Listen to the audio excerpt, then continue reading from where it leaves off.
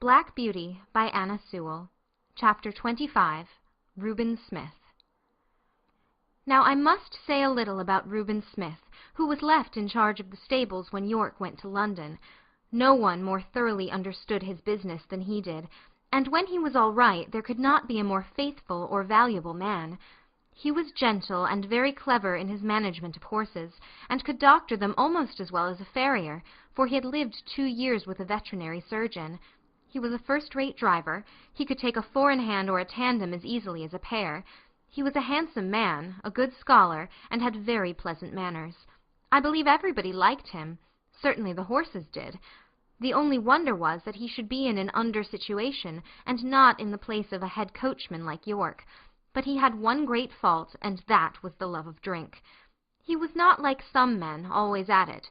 He used to keep steady for weeks or months together, and then he would break out and have a bout of it, as York called it, and be a disgrace to himself, a terror to his wife, and a nuisance to all that had to do with him. He was, however, so useful that 2 or 3 times York had hushed the matter up and kept it from the Earl's knowledge. But one night, when Reuben had to drive a party home from a ball, he was so drunk that he could not hold the reins, and a gentleman of the party had to mount the box and drive the ladies home. Of course this could not be hidden, and Reuben was at once dismissed. His poor wife and little children had to turn out of the pretty cottage by the park gate and go where they could.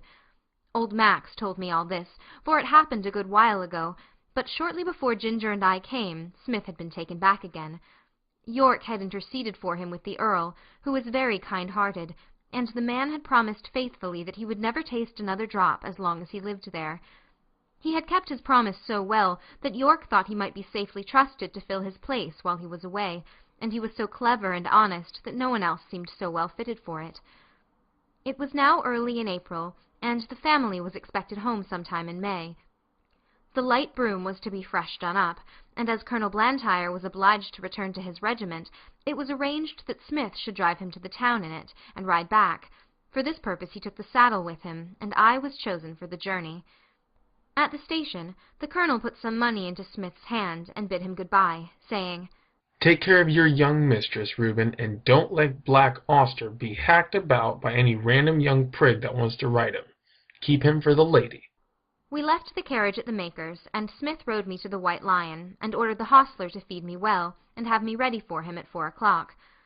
A nail in one of my front shoes had started as I came along, but the hostler did not notice it till just about 4 o'clock. Smith did not come into the yard till 5, and then he said he should not leave till 6, as he had met with some old friends. The man then told him of the nail, and asked if he should have the shoe looked to. "No," said Smith. "that will be all right till we get home." He spoke in a very loud, off-hand way, and I thought it very unlike him not to see about the shoe, as he was generally wonderfully particular about loose nails in our shoes. He did not come at 6, nor 7, nor 8, and it was nearly 9 o'clock before he called for me, and then it was with a loud, rough voice. He seemed in a very bad temper, and abused the hostler, though I could not tell what for. The landlord stood at the door and said, "Have a care, Mr. Smith." But he answered angrily with an oath, and almost before he was out of the town he began to gallop, frequently giving me a sharp cut with his whip, though I was going at full speed. The moon had not yet risen, and it was very dark. The roads were stony, having been recently mended. Going over them at this pace, my shoe became looser, and as we neared the turnpike gate it came off. If Smith had been in his right senses, he would have been sensible of something wrong in my pace, but he was too drunk to notice. Beyond the turnpike was a long piece of road, upon which fresh stones had just been laid, large, sharp stones, over which no horse could be driven quickly without risk of danger. Over this road, with one shoe gone, I was forced to gallop at my utmost speed, my rider meanwhile cutting into me with his whip, and with wild curses urging me to go still faster. Of course my shoeless foot suffered dreadfully. The hoof was broken and split down to the very quick, and the inside was terribly cut by the sharpness of the stones. This could not go on. No horse could keep his footing under such circumstances. The pain was too great. I stumbled and fell with violence on both my knees. Smith was flung off by my fall, and owing to the speed I was going at, he must have fallen with great force.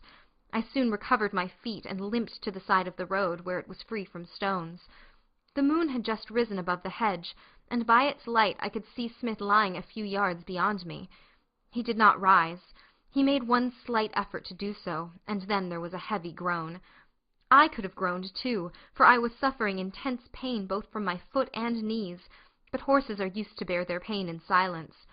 I uttered no sound, but I stood there and listened. One more heavy groan from Smith, but though he now lay in the full moonlight, I could see no motion.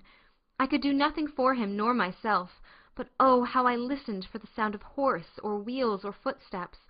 The road was not much frequented, and at this time of the night we might stay for hours before help came to us. I stood watching and listening. It was a calm, sweet April night. There were no sounds but a few low notes of a nightingale, and nothing moved but the white clouds near the moon, and a brown owl that flitted over the hedge.